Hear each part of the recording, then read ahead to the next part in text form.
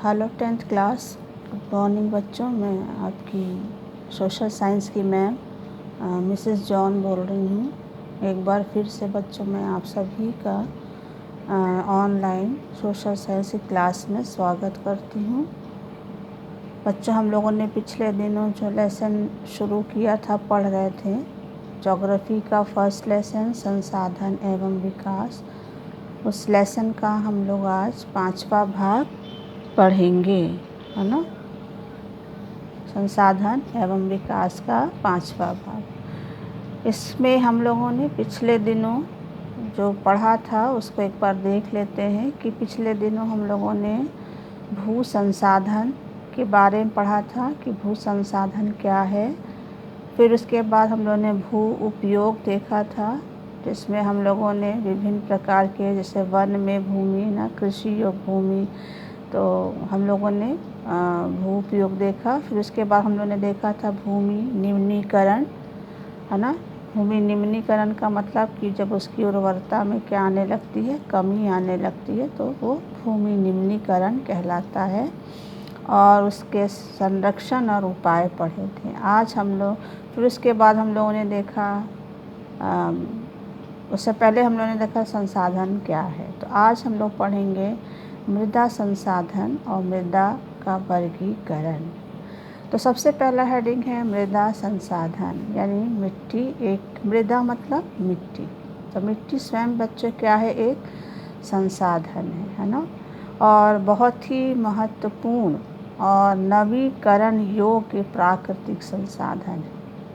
नवीकरण इसलिए है क्योंकि मिट्टी का क्या होता रहता है, मृदा का निर्माण होता रहता है ना।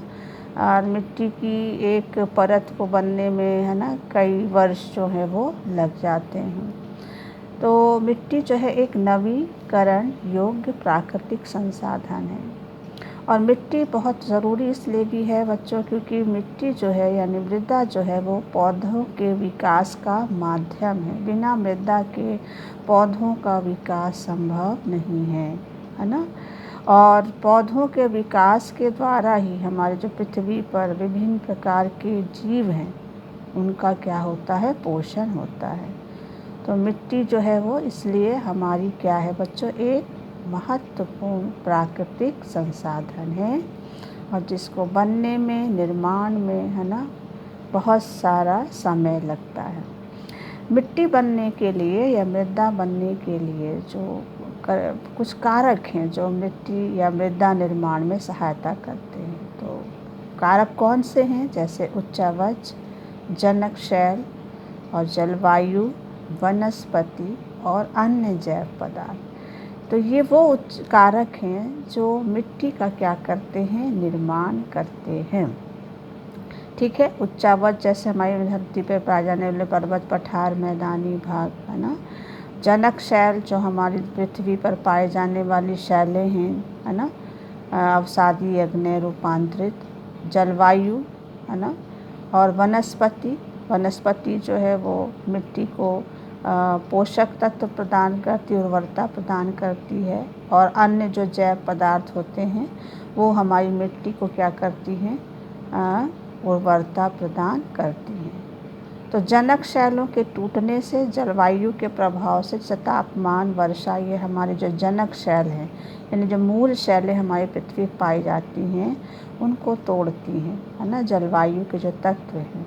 और वो जो शैलों के कण होते हैं फिर उनके साथ हमारी वनस्पति और जीव पदार्थ या जैव पदार्थ जो हैं वो मिलते हैं और तब हमारी मिट्टी का क्या होता है, निर्माण होता है। इन कारकों के अलावा कुछ प्रकृति के और तत्व हैं, है ना, जो मिट्टी के निर्माण में यानी मृदा को बनने में क्या करते हैं, योगदान देते हैं। वो कौन कौन से प्राकृतिक तत्व हैं, एक है बहते हुआ जल, या जो हम बोलते हैं चाहे वो वर्षा का जल हो, चाहे वो नदी का जल हो, पवन यानी हवाएं, हिम नदी, और अन्य अपघटन क्रियाएं जैसे अपक्षय, अपरदन वगैरह हैं। ये वो तत्व हैं जो मिट्टी के निर्माण में यानी मृदा के निर्माण में क्या करते हैं, योगदान देते हैं। तो अब हम लोग चलते हैं, सेकेंड हेडिंग क्या है, मृदा का वर्गीकरण। तो हमारे भारत में मिट्टी अलग अलग रंगों की पाई जाती, कई तरह की मिट्टी है। तो मिट्टी का रंग, उसका गठन यानी उसकी रचना, उसकी आयु, उसके रासायनिक और भौतिक गुणों के आधार पर भारत में निम्नलिखित प्रकार की मिट्टियाँ जो है वो पाई जाती हैं। किसके आधार पर? रंगों के आधार पर, गठन के आधार पर, आयु के आधार पर, रासायनिक और भौतिक गुणों के आधार पर भारत में निम्नलिखित प्रकार की मिट्टियाँ पाई जाती हैं। और कौन से प्रकार हैं? तो ये है, सबसे पहला है जलोढ़ मृदा या मिट्टी, काली मृदा या काली मिट्टी, लाल या पीली मिट्टी या मृदा, लेटराइट मृदा, मरुस्थलीय मृदा और वन मृदा। तो सबसे पहला आता है हमारा जलोढ़ मृदा, है ना। अगर हम मैप में देखें तो ये मैप में सारी मिट्टियाँ हैं। ये सबसे पहली जो मृदा है वो है आपकी जलोढ़ मृदा। ये वाली कौन सी है? काली मृदा। उसके बाद ये वाली है आपकी लाल मृदा, ठीक। और ये जो पिंक कलर से मैंने दिखाई है ये लेटराइट है। ये येलो कलर से जो मैंने दिखाई है ये मरुस्थलीय या शुष्क मृदा है। और जो लाइट ग्रीन से दिखाई है ये वन मृदा या पर्वतीय मृदा है। तो ये 6 प्रकार की मृदा भारत में पाई जाती। सबसे पहले हम लोग देखेंगे जलोढ़ मृदा। जलोढ़ मृदा को बच्चों कई नाम, जलोढ़ का मतलब सबसे पहले आपको मालूम है जलोढ़ है क्या। तो जलोढ़ जो होता है नदी के द्वारा या बहते हुए पानी के द्वारा जो मिट्टी बहा कर लाई जाती है उसको हम जलोढ़ बोलते हैं। क्या बोलते हैं? जलोढ़ बोलते हैं। जलोढ़ मृदा को कई नामों से जाना जाता है भारत में, जैसे इसको कांप मिट्टी भी कहते हैं, इसको दोमट मिट्टी भी कहते हैं, इसको कछारी मिट्टी भी कहते हैं। तो कई नामों से जलोढ़ मृदा जो है वो जानी जाती है। भारत में सबसे ज़्यादा, है ना, इसी मिट्टी का विस्तार जो है पाया जाता है, यानी 43% से भी ज़्यादा भाग पर जलोढ़ मिट्टी जो है वो पाई जाती है। भारत का जो उत्तरी मैदान है ना, जिसको हम लोगों ने पिछले अध्याय में पढ़ा था, जो हमारा गंगा ब्रह्मपुत्र का मैदान है, इस मैदानी भाग में सबसे ज़्यादा ये मिट्टी जो है वो पाई जाती है। ये भारत की सबसे ज़्यादा सर्वाधिक उपजाऊ मृदा है, ठीक है, सबसे ज़्यादा, ठीक, उपजाऊ मृदा है। इसका निर्माण कैसे हुआ है बच्चों? तो इस मृदा का निर्माण, ठीक है, एक चीज़ बताना भूल गई, जलोढ़ मृदा जो है वो मटमैले रंग की होती है या हल्के भूरे रंग की होती है ना। तो मटमैला या हल्के भूरे रंग की ये मृदा होती है। इसका निर्माण कैसे हुआ है भारत में? तो जलोढ़ मृदा का निर्माण हिमालय की जो 3 हम लोगों ने नदी तंत्र के बारे में पिछले अभिभाग में पढ़ा था, सिंधु तंत्र, गंगा तंत्र और ब्रह्मपुत्र नदियों का तंत्र, इन तीनों नदियों के तंत्रों के द्वारा जो बहा कर लाया गया अवसाद है, मिट्टी है, उसी मिट्टी के निक्षेप से, निक्षेप मतलब जमाव से इस मिट्टी यानी मृदा का क्या हुआ है? निर्माण हुआ है। तो किस नदियों ने बनाया है? सिंधु, गंगा, ब्रह्मपुत्र नदियों की जो सहायक नदियां हैं, इन सब ने अपने साथ जो मिट्टी बहा कर लाई हैं, उसी के निक्षेप से इस मैदान का क्या हुआ है? निर्माण हुआ। इसलिए क्या है? बहुत उपजाऊ मैदान है, ठीक है। इस मैदान का क्षेत्र कहाँ, भारत में ये मैदान कहाँ पाया जाता है? तो अगर हम मैप में देखें तो भारत में ये मैदान पूरा जो हमारा ये उत्तरी मैदान है ना, संपूर्ण उत्तरी मैदान में, यानी पूरा सतलज के मैदान से लेकर गंगा और ब्रह्मपुत्र के मैदान तक पाया जाता है। इसके अलावा जो हमारा ये पूर्वी तट है, जिसमें महानदी, गोदावरी, कृष्णा, कावेरी, इन नदियों के डेल्टाई भागों में भी जलोढ़ मिट्टी जो है वो पाई जाती है। एक सकरी पट्टी के रूप में ये मैदान हमारा राजस्थान और गुजरात में भी पाया जाता है। इसीलिए भारत के सबसे बड़े क्षेत्र पर कौन सी मिट्टी पाई जाती है? ये जलोढ़ मिट्टी जो है वो पाई जाती। तो ये हो गया बच्चों इसका क्षेत्र। अब चलते हैं इसकी बाकी विशेषताएं पढ़ते हैं। अब चलते हैं इस मिट्टी को आयु के आधार पर दो भागों में बांटा गया, पुराना जलोढ़ जिसको हम लोग बांगर बोलते हैं, नया जलोढ़ जिसको हम लोग खादर बोलते हैं। ये हम लोगों ने सेकेंड लेसन में पढ़ा है ना, भारत का भौतिक स्वरूप में ना। तो पुराना जलोढ़ यानी बांगर जो है वो ज़्यादातर कैसा है, कंकरीला है, यानी इस मिट्टी में कंकड़ या कंकड़ की मात्रा बहुत ज़्यादा पाई जाती है। खादर जो है ये महीन, खादर मिट्टी जो है वो महीन कणों से बनी है, यानी इसके कण जो है बहुत महीन है। ठीक है, तो आयु के आधार पर इसको हम दो भागों में बांटा गया, बांगर यानी पुरानी जलोढ़, खादर यानी नया जलोढ़। अब आता है इसमें कौन कौन से पोषक तत्व पाए जाते हैं। तो जलोढ़ मिट्टी में पोटास, फास्फोरस, चूना, है ना, ये खनिज या ये पोषक तत्व इसमें पाए जाते हैं। चूना और पोटाश इसमें अधिक मात्रा में पाया जाता है। फास्फोरस की इसमें क्या पाई जाती है, कमी पाई जाती। तो फास्फोरस और ह्यूमस की इसमें क्या होती है, कमी होती है। अब उसके बाद नेक्स्ट विशेषता क्या है, इसमें बोई जाने वाली फसलें। तो जलोढ़ मिट्टी में सबसे ज़्यादा जो फसलें बोई जाती हैं वो है चावल, गेहूँ, गन्ना, दलहन यानी दालें, अन्य अनाज, है ना, इसमें बोई जाने वाली क्या है, फसलें हैं। चूँकि ये मिट्टी बहुत उपजाऊ है बच्चों, इसलिए इस मिट्टी में गहन कृषि की जाती है ना। इसलिए ज़्यादातर भारत की जनसंख्या भी, है ना, इसी मैदानी भाग में है, इसी मिट्टी वाले भाग में, यानी सबसे ज़्यादा जनसंख्या का घनत्व भी जो है इसी जलोढ़ मृदा वाले क्षेत्र में ही पाया जाता है, क्योंकि ये कृषि का क्षेत्र है, गहन कृषि होती है। गहन कृषि का मतलब एक बार साल में कई सारी फसलें क्या की जाती हैं, उगाई जाती हैं। तो दूसरी मिट्टी हो, अब पहली होगी, दूसरी मिट्टी कौन सी, काली मिट्टी या काली मृदा। जैसा कि नाम से ही स्पष्ट है, काली मृदा, तो इसका रंग भी कैसा है बच्चों, काला, इसीलिए इसको बोला गया है काली मिट्टी या काली मृदा।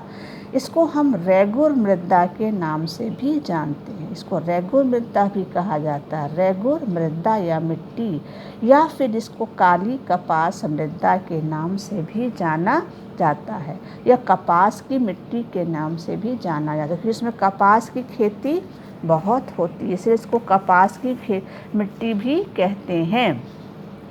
चलते हैं बच्चों, इस मिट्टी का निर्माण कैसे हुआ है। तो काली मिट्टी का जो निर्माण है वो लावा निर्मित शैलों के टूटने से हुआ, यानी इस मिट्टी का निर्माण लावा निर्मित यानी ज्वालामुखी के लावा से निर्मित शैलों से हुआ है। और इस मिट्टी के निर्माण में जलवायु का सबसे ज़्यादा क्या है, योगदान है ना। तो कैसे हुआ इसका निर्माण, और ज्वालामुखी के लावा से निर्मित शैलों से इस मिट्टी का क्या हुआ है, निर्माण हुआ। अब चलते हैं काली मिट्टी का क्षेत्र, भारत में कहाँ पाई जाती है ये मिट्टी। तो भारत में ये मिट्टी जो पाई जाती है ये है काली मिट्टी का क्षेत्र। तो ज़्यादातर ये मिट्टी दक्कन के पठार, है ना, ये दक्कन का पठार का जो ये उत्तरी पश्चिमी भाग है, यहाँ ये मिट्टी सबसे ज़्यादा पाई जाती है। तो ये दक्कन के पठार के उत्तरी पश्चिमी भाग में कौन कौन से राज्य आते हैं। तो आपका ये है महाराष्ट्र, सौराष्ट्र जिसको हम गुजरात कहते हैं, मध्य प्रदेश है, फिर उसके बाद आपका कर्नाटक है ना, छत्तीसगढ़ है, आंध्र प्रदेश है ना। इन राज्यों में सबसे ज़्यादा क्या है, काली मिट्टी पाई जाती है।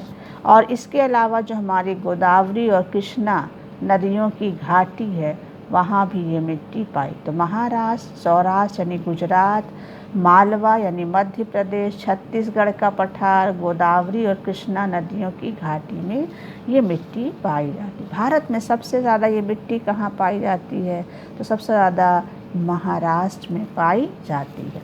अब चलते हैं इस मिट्टी की कौन से तत्व पोषक पाए जाते हैं। तो पोषक तत्व पाए जो जाते हैं इसमें कैल्शियम कार्बोनेट, मैग्नीशियम, पोटाश और चूना ये अधिक मात्रा में पाए जाते हैं, है ना। जबकि फास्फोरस इस मिट्टी में भी क्या है, कम मात्रा में पाया जाता है। तो पोटाश, चूना, मैग्नीशियम, कैल्शियम कार्बोनेट की अधिकता पाई जाती है, इसलिए इसका रंग भी कैसा होता है बच्चों, काला होता है।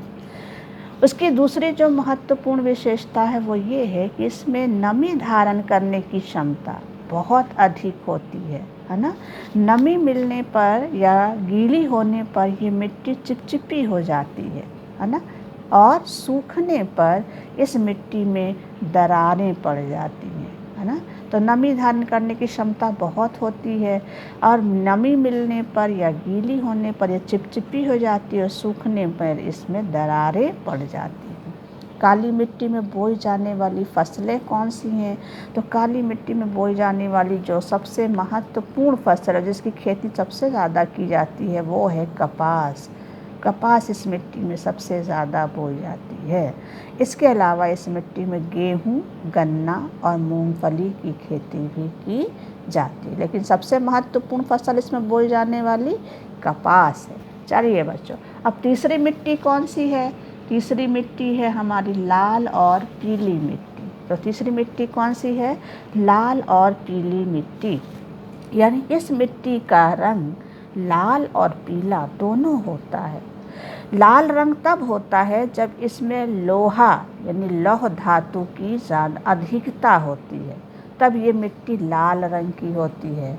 और पीला तब होता है इसका रंग जब लोहा होती है, लोहा जब होता है जब इसमें पानी मिल जाता है ना, जल योजन मतलब जब इसमें लोहा जो मिट्टी में पाए जाने वाला लोहा है यानी लौह धातु है, उसके साथ क्या मिल जाता? पानी मिल जाता। तो पानी के साथ लोहा जो है वो क्या हो जाता है?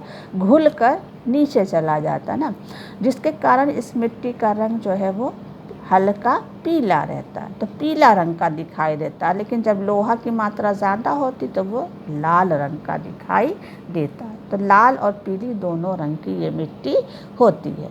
इसका क्षेत्र कहाँ है? तो भारत में, इसका निर्माण कैसे हुआ है? तो इस मिट्टी का निर्माण अग्नेय और रूपांतरित चट्टानों से हुआ है। अग्नेय और रूपांतरित चट्टानों के टूटने से, है ना, जो कण या चूर्ण मिलते हैं उन्हीं के द्वारा इस मिट्टी का निर्माण हुआ है। अब इसका क्षेत्र भारत में कहाँ है?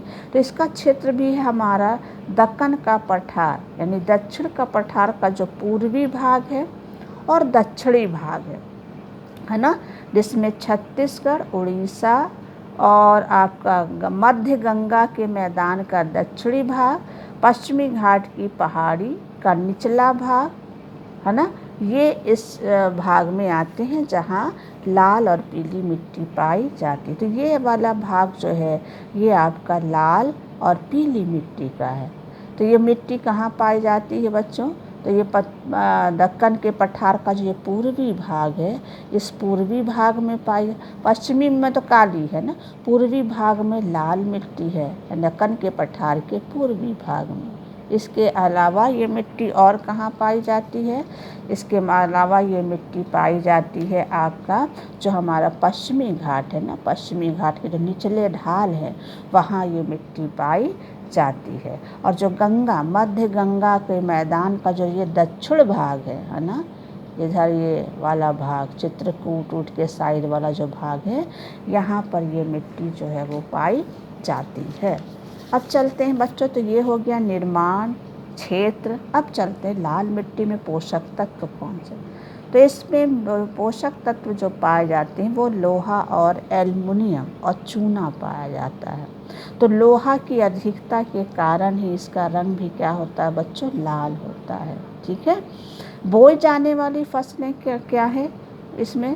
तो गेहूँ, बाजरा, तिलहन, कपास, दाल, मूंगफली इसमें सबसे ज़्यादा बोई जाने वाली फसलें हैं। बाजरा जो है लाल मिट्टी में बोई जाने वाली मुख्य फसल है ना, यानी उन ऊंचाई वाले भागों में जहाँ मिट्टी की परत जो है वो कम मोटी होती है, पतली होती है, वहाँ बाजरा, और जो निचले भाग होते हैं जो थोड़ा घाटियों वाला क्षेत्र है या थोड़ा मैदानी वाला भाग है, वहाँ पर जहाँ मिट्टी की लाल मिट्टी की मोटाई ज़्यादा है, गहराई ज़्यादा है, तो वहाँ तिलहन, कपास, दाल और मूंगफली और गेहूँ जो है वो बोया जाता है। तो बाजरा इस मिट्टी की महत्वपूर्ण फसल है। अब चलते हैं चौथी मिट्टी कौन सी है? लेटराइट मिट्टी। चौथी मिट्टी है हमारी लेटराइट मिट्टी। लेटराइट शब्द जो है वो ग्रीक भाषा का शब्द है, लेटर से बना है ना, जिसका अर्थ क्या होता है लेटर का? ईंट। और इस मिट्टी का रंग भी ईंट, आपने ईंट देखा ना, ईंटा जिससे घर बनता, तो इस मिट्टी का रंग भी ईंट के जैसा होता, ईंट के रंग के समान होता है ना, इसलिए इसको लेटराइट मिट्टी कहा जाता है। ठीक है। इतना लाल क्यों होता है बच्चों इसका रंग? तो इसमें लौह ऑक्साइड बहुत ज़्यादा पाया जाता है, तो लौह ऑक्साइड के कारण ही लेटराइट मिट्टी का रंग जो है गहरा लाल होता है। आपने देखा ना ईंट जिससे बनता है, तो ईंट बनाने में भी इस मिट्टी का प्रयोग किया जाता है। चलते हैं इसका निर्माण कैसे होता है। तो लेटराइट मिट्टी का निर्माण जो है वो ज़्यादातर उष्ण और उपोष्ण जलवायु वाले जो क्षेत्र हैं, है ना, जहाँ आर्द्र और शुष्क ऋतुएं, दोनों ऋतुएं जो हैं वो पाई जाती हैं, यानी नमी वाला, ज़्यादा बारिश वाला और गर्म जलवायु वाले जो क्षेत्र हैं वहाँ इस मिट्टी का निर्माण होता है ना। क्योंकि भारी वर्षा के कारण जो इस मिट्टी में क्या कहते हैं आपका चूना और सिलिका होता है, वो भारी बारिश के कारण, पानी के कारण चूना और सिलिका जो है वो लीचिंग जो क्रिया होती है, निक्षालन जो इसको हम बोलते हैं, निक्षालन क्रिया में क्या होता है लीचिंग में, कि ज़्यादा जब बारिश होती तो इस मिट्टी में जो चूना और सिलिका होता है वो पानी में घुल कर क्या हो जाता है, मिट्टी के निचले भागों में, परत के निचले भाग में चल जाता है, और लोहा क्या रहता है वो ऊपर आ जाता है, जिसके कारण इस मिट्टी का रंग जो होता है वो गहरा लाल होता है। तो अत्यधिक निक्षालन यानी लीचिंग क्रिया के कारण इस मिट्टी का रंग कैसा हो जाता है, ईंट के समान लाल होता है। अब आता है इसका क्षेत्र। तो ये मिट्टी कहाँ पाई जाती है? तो ये मिट्टी भी ज़्यादातर दक्षिणी भारत के राज्यों में पाई जाती है, जैसे आपका महाराष्ट्र में पश्चिमी घाट है, उड़ीसा है, कर्नाटक है, केरल है, तमिलनाडु, ये है आपका, है ना, महाराष्ट्र का जो ये पश्चिमी घाट है ना, महाराष्ट्र का पश्चिमी घाट, केरल का जो ये पश्चिमी घाट है, इधर आपका तमिलनाडु, ठीक है, इधर आपका ये उड़ीसा, है ना, उड़ीसा, ठीक, इधर आपका ये मध्य प्रदेश, थोड़ा बहुत पूर्वोत्तर राज्यों में, है ना, आपका असम और मेघालय राज्यों में भी लेटराइट मिट्टी जो है वो पाई, जैसे ये पिंक कलर से जो मैंने दिखाया ना, ये लेटराइट मिट्टी। ये महाराष्ट्र है, केरल का जो पश्चिमी घाट वाला क्षेत्र है, ये तमिलनाडु है, ये कर्नाटक है, इधर मध्य प्रदेश है, ये उड़ीसा है,